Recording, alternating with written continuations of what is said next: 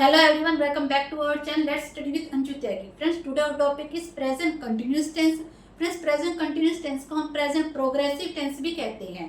Present progressive tense या present continuous tense का use हम वहां करते हैं जो काम प्रेजेंट टाइम में जारी होता है या कोई बोलते टाइम भी हम कोई काम कर रहे होते हैं, वहां हम प्रेजेंट कंटिन्यूस टेंस का यूज करेंगे. अब हम देखते हैं कि जो प्रेजेंट कंटिन्यूस टेंस है उसकी क्या पहचान होती है. फ्रेंड्स, इसके लास्ट में आता है रहा है, रही है और रहे हैं. जब भी हम उसको सेंटेंस को हिंदी में बोलेंगे तो उसके लास्ट में आएगा रहा है, रही है और रहे हैं. तो फ्रेंड्स, इसको सबसे पहले हम देखते हैं कि जो फॉर्मेशन होती है, मतलब जो सेंटेंस का स्ट्रक्चर होता है वो कैसा होता है. सबसे पहले होता है इसमें सब्जेक्ट, उसके बाद होता है इजमार मतलब हेल्पिंग वर्ब, फिर आती है मेन वर्ब और लास्ट में आता है हमारा ऑब्जेक्ट. जो हेल्पिंग वर्ब होती है वो उसको हम ऑक्सिलरी वर्ब भी बोलते हैं. इसमें से इज एम आर में से कोई एक हेल्पिंग वर्ब का यूज होगा और उसके बाद में वर्ब की फर्स्ट फॉर्म के साथ में आईएनजी का यूज होगा. फ्रेंड्स, ये वर्ब की फर्स्ट फॉर्म के साथ में जब हम आईएनजी लगाते हैं तो इसको हम वर्ब की फोर्थ फॉर्म भी बोलते हैं. क्या बोलते हैं? वर्ब की फोर्थ फॉर्म. जब भी हम बेस फॉर्म के साथ में आईएनजी लगाते हैं तो वो उसको क्या बोलते हैं? वर्ब की फोर्थ फॉर्म या प्रेजेंट पार्टिसिपल. इसको हम प्रेजेंट पार्टिसिपल भी बोलते हैं. अब इसको कैसे अफर्मेटिव सेंटेंस में लिखते हैं अब हम देखते हैं. जैसे कि ही इज प्लेइंग फुटबॉल, वो क्या खेल रहा है? वो फुटबॉल खेल रहा है. लास्ट में क्या आ रहा है? रहा है. तो इसका मतलब क्या, कौन सा टेंस हुआ? ये प्रेजेंट कंटिन्यूअस टेंस. अब इसको नेगेटिव कैसे बनाएं? नेगेटिव मतलब नॉट का यूज कहाँ करें इस सेंटेंस में. जैसे कि he is not playing football. अब ये हेल्पिंग वर्ब है और ये क्या है? Main verb. हेल्पिंग वर्ब और मेन वर्ब के बीच में हमें नॉट का यूज करना होता है. हेल्पिंग वर्ब और मेन वर्ब के बीच में क्या यूज करना है? नोट का. यदि हम नेगेटिव सेंटेंस बनाएंगे तो नोट का यूज हमें हेल्पिंग वर्ब और मेन वर्ब के बीच में करना होता है. अब आता है हमारा इंट्रोगेटिव सेंटेंस. इंट्रोगेटिव सेंटेंस मतलब क्या होता है? जब हम किसी से क्वेश्चन पूछते हैं.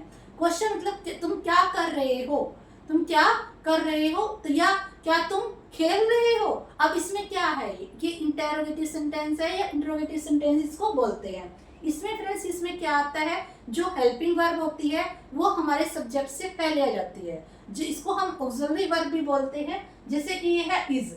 इज क्यों लगाया? क्योंकि ई क्या है? हमारा सिंगुलर सब्जेक्ट है, इसलिए हमने इसके साथ में इज लगाया. और इसको हम आगे ले आए.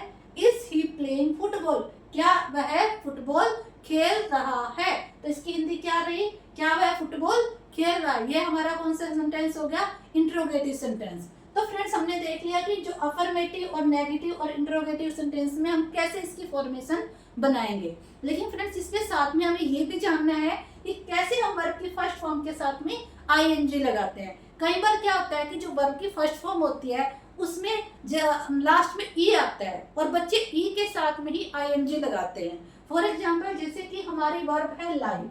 लाई में लास्ट में क्या आ रहा है? ई आ रहा है. तो हमें ई के साथ में आईएनजी नहीं लगाना होता, हमें ही को हटाकर आईएनजी का यूज करना होता है. फॉर एग्जांपल, जैसे कि लीव को हमने क्या लगाना है? L I V I N G. ही को हटा देंगे और आईएनजी को लगा देंगे. अब आता है हमारा लाई. लाई का मतलब में क्या है? आई ई. लास्ट में क्या है हमारा? आई ई है. तो आई ई के साथ ही हमें आईएनजी का यूज नहीं करना. इसे बच्चे क्या करते हैं? आई ई के साथ में आईएनजी लगा देते हैं, जिससे क्या होता है कि पूरा सेंटेंस ही गलत हो जाता है, उसका मीनिंग ही चेंज हो जाता है. अब इसमें क्या यूज करना है? आई की प्लेस में हमें वाई का यूज करना है. जैसे कि L Y I N G, line. इसमें कैसे बन गया ये? लाइन. तो इसको आई ई को हटाकर क्या यूज कर दिया? वाई का, उसके बाद में आईएनजी का. और फ्रेंड्स, कई बार क्या होता है कि जो वर्ब होती है, जो उसका लास्ट लेटर होता है, उसको हम डबल कर देते हैं. डबल क्यों करते हैं? क्या रूल होता है कि कई बार हम डबल कर देते हैं और कई बार हम नहीं करते. जैसे कि ये बैग. बैग में क्या है? बी ई जी. जी क्या है? हमारा कॉन्सोनेंट है. ई क्या है? वोवल है. और उसके बाद पहले क्या है? कॉन्सोनेंट. कॉन्सोनेंट, वोवल और बाद में आए कॉन्सोनेंट. तो उसमें और लास्ट में जब भी हम बोलते हैं, बोलते टाइम जिस वर्ड पे स्ट्रेस होता है उसको हम डबल कर देते हैं. जैसे कि बैग. बैग को हम बैगिंग करेंगे तो जी पर हमें स्ट्रेस देना होता है. बैगिंग. तो जी पे स्ट्रेस आ रहा है तो इसका मतलब जी को हमें क्या करना पड़ेगा? डबल करना पड़ेगा. आगे है जैसे कि कट. कट में अब हम इसको आईएनजी कैसे लगाएंगे? अब इसमें बीच में क्या आ रहा है? वोवल आ रहा है और एक इधर भी कॉन्सोनेंट है, इधर भी कॉन्सोनेंट है. जब हम इसके साथ में आईएनजी लगाएंगे और इसको बोल के देखो कट, अब इसको कटिंग बोलेंगे तो टी पे डबल वो आ रहा है, डबल स्ट्रेस आ रहा है, इसलिए हम यहाँ पे क्या यूज कर देंगे कटिंग। डबल स्ट्रेस के लिए हमें डबल टी का यूज करना पड़ेगा और उसके बाद आता है आईएनजी। तो ये हमारे ये बच्चे क्या करते हैं, जिससे कि डबल टी ना लगाकर सिंगल टी यूज कर देते हैं, या डबल जी ना लगाकर क्या यूज करते हैं, सिंगल लेटर का यूज करके उसके साथ में आईएनजी लगा देते हैं। तो इसका हमें कुछ रूल्स को ध्यान में रखना होता है। अब आता है ये हमारे समझ में आया कि कैसे हमें वर्ब को आईएनजी में चेंज करना है। अब आता है हमारा use of present continuous tense. Present continuous tense का हम यूज कहाँ करते हैं, किन रूल्स को ध्यान में रखकर हमें प्रेजेंट कंटिन्यूअस टेंस का यूज करना होता है। For example, N action that is going on at the time of speaking. जब हम बोल रहे होते हैं उस टाइम पे भी कोई काम जारी होता है। जैसे कि मैं क्या कर रही हूँ, मैं बोल रही हूँ, आई एम टीचिंग इंग्लिश, मैं इंग्लिश पढ़ा रही हूँ, यू आर लिसनिंग, आप सुन रहे हो। तो ये बोलते टाइम भी क्या काम है, चल रहा है, इसलिए हम यहाँ पे क्या यूज कर रहे हैं, प्रेजेंट कंटिन्यूअस टेंस का। For example, I am teaching English, you are listening now, तुम आप क्या कर रहे हो, आप सुन रहे हो, इसलिए हमने क्या यूज किया यहाँ पे वर्ब की फर्स्ट फॉर्म के साथ में आईएनजी और साथ में हेल्पिंग वर्ब। यहाँ हमने कौन सा टेंस यूज किया, present continuous tense. Second rule है हमारा, an action that is plan to take place in the future. मतलब कोई ऐसा काम जिसको हम पहले ही प्लान कर लेते हैं, पहले इसकी अरेंजमेंट कर लेते हैं, तो उसके साथ भी हमें प्रेजेंट कंटिन्यूअस टेंस का यूज करना होता है। जैसे कि सी इज कमिंग हियर टुनाइट, वह आज रात को आ रही है। तो इसके बारे में हमें पहले ही पता है कि हमें पहले ही प्लान है कि वो आज रात में आ रही है, तो इसलिए यहाँ पे क्या यूज किया हमने, प्रेजेंट कंटिन्यूअस टेंस का। नेक्स्ट एग्जांपल है, he is going home tomorrow, वह कल घर जा रही है। तो ये भी पहले से फिक्स है, इसलिए हम यहाँ पे भी क्या यूज करेंगे, प्रेजेंट कंटिन्यूअस टेंस का। जब हमारा कोई काम होता है जो फ्यूचर में होगा, लेकिन उसको हम पहले ही फिक्स कर लेते हैं, जैसे हम कल दिल्ली जा रहे हैं, जब हिंदी में भी हम यूज करते हैं तो हम क्या बोलते हैं, हम कल दिल्ली जा रहे हैं। हम ऐसे भी बोल सकते हैं कि हम कल दिल्ली जाएंगे, और ऐसे भी बोल सकते हैं कि हम कल दिल्ली जा रहे हैं। यदि हम उसको जा रहे हैं में बोलेंगे तो वहां हम प्रेजेंट कंटिन्यूअस टेंस का यूज करेंगे। अब आता है हमारा हैपेंस अगेन एंड अगेन। कई बार क्या होता है, कोई काम बार बार होता है, कोई किसी काम की रिपीटेशन बार बार होती है, वहां भी हमें प्रेजेंट कंटिन्यूअस टेंस का यूज करना होता है।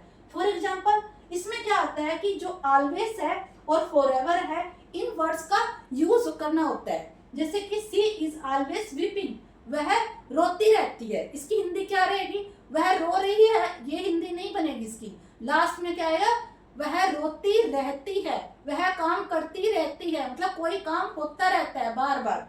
तो सी इज ऑलवेज स्वीपिंग, वह रोती रहती है।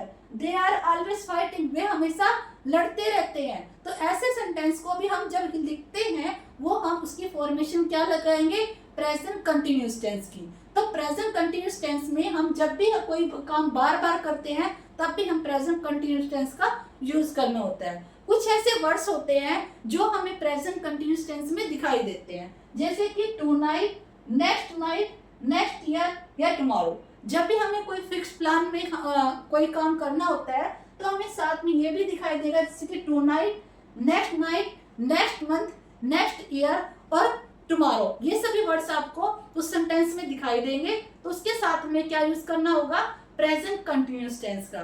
तो फ्रेंड्स, ये हमारा हो गया आज प्रेजेंट कंटिन्यूअस टेंस। उम्मीद करती हूँ कि आपको ये समझ में आया होगा। यदि कोई भी डाउट है तो आप उसको कमेंट बॉक्स में पूछ सकते हो। यदि आपको ये वीडियो अच्छी लगी तो इसको आप किसी दूसरे के साथ भी शेयर कर सकते हो, जो भी आपके साथ में रिलेटेड स्टडी ग्रुप है उसके साथ में शेयर कर सकते हो, और इसको लाइक भी कर सकते हो और उसको सब्सक्राइब भी।